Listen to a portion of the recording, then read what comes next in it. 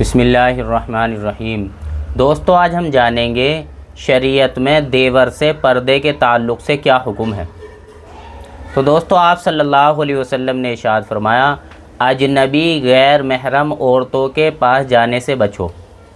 تو ایک انصاری صحابی نے عرض کیا، اللہ کے رسول کیا یہ حکم دیور کے لیے بھی ہے؟ یعنی دیور تو گھر کا فرد ہوتا ہے لیکن نامحرم بھی ہوتا ہے۔ تو آپ صلی اللہ علیہ وسلم نے ارشاد فرمایا، دیور تو موت ہے، یعنی دیور کا اپنی بھابھی کے پاس خلوت کی حالت میں جانا موت کی طرح خطرناک اور نقصان دہ ہے۔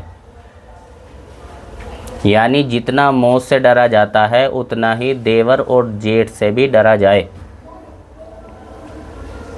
اور دوستو جس طریقے سے عورتیں غیر محرم مردوں سے پردہ کرتی ہیں، دوسرے مردوں سے پردہ کرتی ہیں، اسی طریقے سے دیور سے بھی پردہ کریں۔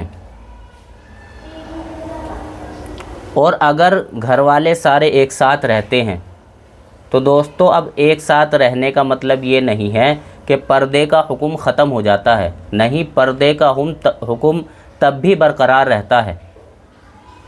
اور ایک ساتھ رہنے میں احتیاط اور خطرہ بڑھ جاتا ہے، احتیاط بھی زیادہ کرنی پڑتی ہے اور خطرہ بھی ایسے موقع پر بڑھ جاتا ہے۔ تو ایسی صورت میں عورت کو چاہیے کہ بڑی سی چادر لے کر اپنے گھر کا کام کاج اپنے بدن پر ڈال لے اور اپنے گھر کا کام کاج نمٹا لے، اور بغیر ضرورت کے دیور جیٹھ سے بات نہ کرے۔ اگر کبھی بات کرنے کی ضرورت پڑ جائے تو تھوڑے سے سخت لہجے میں بات کرے۔ اسی طریقے سے تنہائی میں بیٹھنے کی بھی شریعت اجازت نہیں دیتی، یعنی عورت دیور جیٹھ کے ساتھ تنہائی میں بیٹھے، اس کی بھی اجازت نہیں ہے۔ اسی طریقے سے دوستو عورتوں کے لیے یہ بھی جائز نہیں ہے کہ وہ اپنے دیور جیٹھ سے مذاق کرے، یہ بھی ناجائز ہے۔ اسی طریقے سے دیور جیٹھ کے لیے بھی اپنی بھابھی سے مذاق کرنا یہ بھی جائز نہیں ہے۔